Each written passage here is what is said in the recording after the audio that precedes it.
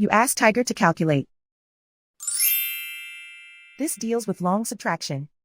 The final result is 143,340. Let's solve it step by step. Rewrite the numbers from top to bottom, aligned by their place values. Subtract the numbers using long subtraction method. 0 minus 0 equals 0.